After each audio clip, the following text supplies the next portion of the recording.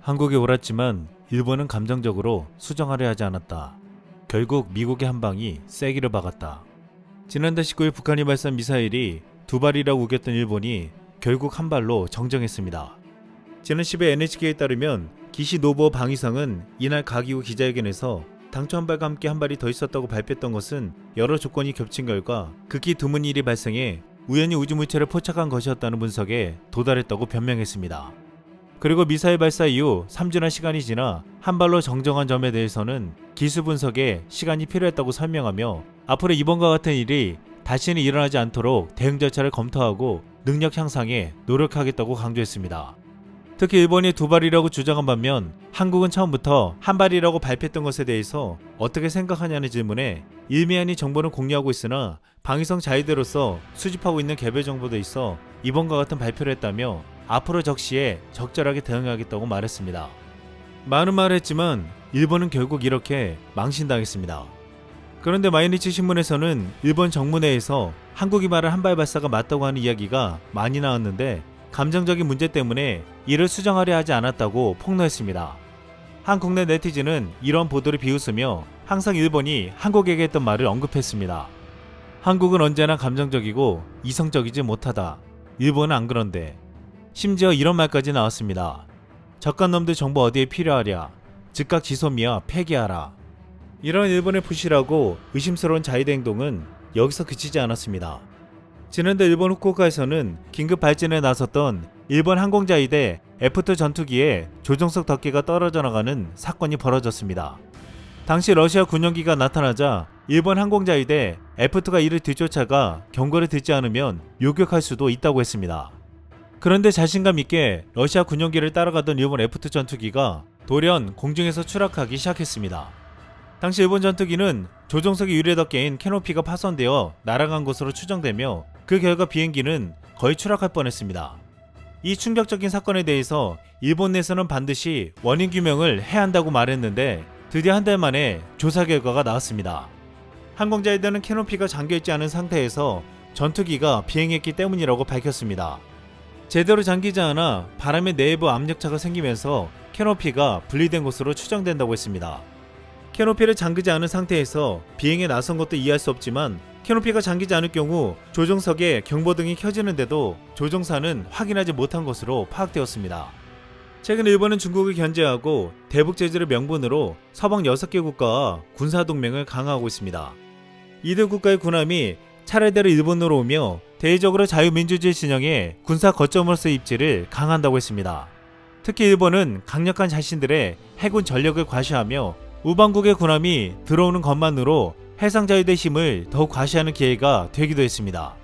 그리고 지난 5일에는 독일이 20년 만에 호위함을 일본에 입항시켰습니다. 일본 해상자위대원들은 독일 해군에게 우기기보다 더 자랑스러운 것이 있다며 보여줬습니다. 한 국내 커뮤니티에서는 이때 찍은 한 사진을 게시하며 오랜만에 방문한 추축국 동맹에 일본은 자신들의 강인한 군함 캐릭터를 보여줬다고 했습니다. 일본은 자신들이 군사 대국이라 큰소리치며 미국과 함께 중국이 대만을 침공하면 맞서 싸우겠다고 하고 있지만 현실적인 일본 자위대의 수준은 이 정도밖에 되지 않았습니다. 일본은 아직도 수출 규제를 풀지 않으며 한국이 지소미아 종료를 연기해줬지만 아직까지도 태도를 바꾸지 않고 있습니다. 지난 5일 일본 외교의 핵심 기지라 불리는 자민당 외교부의 사토 회장은 한국의 차기 정부가 WTO 제소를 철회하면 일본은 바로 수출 규제를 풀 것이라고 말했습니다. 그러면서 지금 일본은 한국의 대선에 큰 관심을 가지고 있다고 했는데 이재명 대선 후보에 대한 자민당의 기대에 대해 묻자 얼마 전 이재명 후보의 발언에 큰 충격을 받았다며 이렇게 말했습니다. 이재명 후보는 얼마 전 침략국가인 일본이 분단됐어야 하는데 일본에 침략당한 피해국인 우리가 왜 분단을 당하느냐고 했다. 그런 생각이 근저있는 한 친일 세력 배제라는 적폐청산에 나설 것이고 양국관계 개선에 큰 장애가 될 것 같다.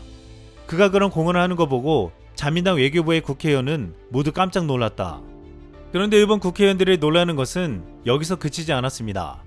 지난 10일 이재명 후보는 다시금 일본을 놀라게 했습니다. 이재명 후보는 이날 열린 관훈클럽 초청 토론회에서 한미일 군사동맹에 대한 입장을 묻는 말에 한미일 삼각 군사동맹은 당연히 반대한다. 미국과 군사동맹을 맺고 있는데 일본을 넣는 것은 신중히 고려할 문제라고 말했습니다. 그러면서 독도는 역사적으로 한국 영토임이 분명한데 끊임없이 일본이 계속 문제 제기를 하는 것은 언젠가는 인계철선이 될 가능성이 있다는 의구심이 든다고 말하며 일본은 믿을 수 없다는 취지의 발언을 했습니다. 결국 일본과 동맹을 맺기 힘들다는 발언이었는데 최근 일본의 움직임을 보면 이러한 발언을 부인하기가 쉽지 않습니다. 지난 총선에서 일본 자민당은 과반석을 넘어 기시다 총리는 기수를 바꿔 100대에서 102대 총리로 다시 취임했습니다. 그런데 자민당의 재집권보다 일본이 이번 총선에서 가장 충격적인 사건으로 꼽히는 일이 있습니다.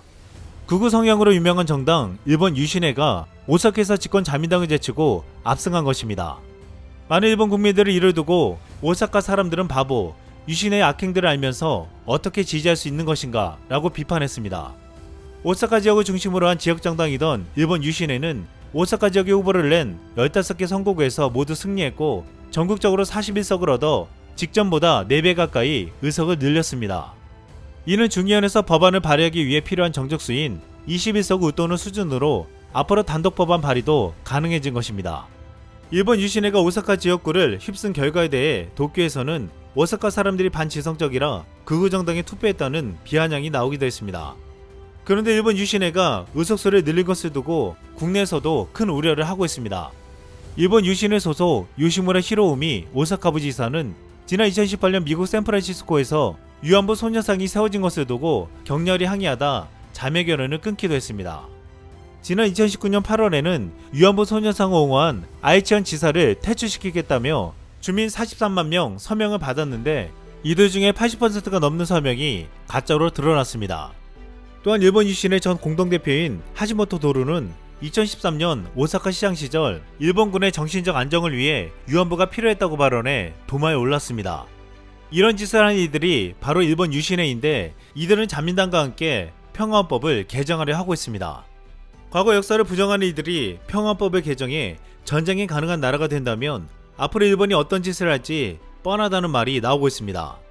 최근 한미 사이에서 종전선언에 대한 이야기가 오가고 있는데 지난 6일 일본 기시다 내각은 종전선언은 시기상조라며 반대 뜻을 나타냈습니다. 이런 일본의 행태에 늘 한반도의 갈등을 부추기고 한미적 문제에 개입하고자 하는 일본의 모습은 과거와 다를 바가 없다고 말하고 있습니다. 일본이 2차 세계대전 폐망 직후 미군의 지배를 받는 그 와중에서도 6.25 전쟁에 끼어들었습니다. 그리고 지금 일본은 총선 이후 한국의 대선에 온갖 관심이 집중되고 있습니다. 수출 규제와 강제징용 문제 등으로 한국과 갈등을 빚고 있기에 차기에 어떤 정보가 들어올지에 대한 진지한 분석을 하고 있다고 했습니다. 일본에서 공신력 있는 화학공업신문은 지난 9일 자국 정부의 반도체 산업 정책을 지적하는 사설을 게재했습니다. 이 신문은 공급망 차단으로 위기감이 높아지며 한국에서 반도체 소부장 국산화가 진행 중이라면서 일본 정부 수출 규제가 이를 가속화시킨 방아쇠가 된 것이 틀림없다고 강조했습니다. 그러면서 이미 전에 일본 한 반도체 소재 업체 관계자가 수출 규제 때문에 해외 국가가 일본 기술 수준에 도달하는 데 필요한 기간이 10년은 단축됐다고 토로했다고 했습니다. 최근 한국이 국산에 나서서 가장 큰 성과를 낸 것은 그동안 일본에서 전량 수입했던 포토레지스트라고 말하고 있습니다. 국내에서는 스마트폰의 모바일용 OLED 디스플레이 패널에 국내에서 개발한 소재를 적용하며 신개념 포토레지스트를 세계 최초 상용화에 성공했다고 했습니다. 이를 통해 2021년도에 600억 원 이상의 경제적 파급 효과가 예상된다고 했습니다. 일본은 수출 규제를 해서 한국에 큰 피해를 주려고 했으나 완벽하게 실패했고 이제는 전쟁을 할 수 있는 나라가 되겠다고 나서고 있지만 일본 자위대는 연일 웃음거리가 되고 있습니다. 아직까지도 일본은 독도 외역을 버리지 못하고 강제징용, 위안부 역사 문제를 왜곡하고 있습니다.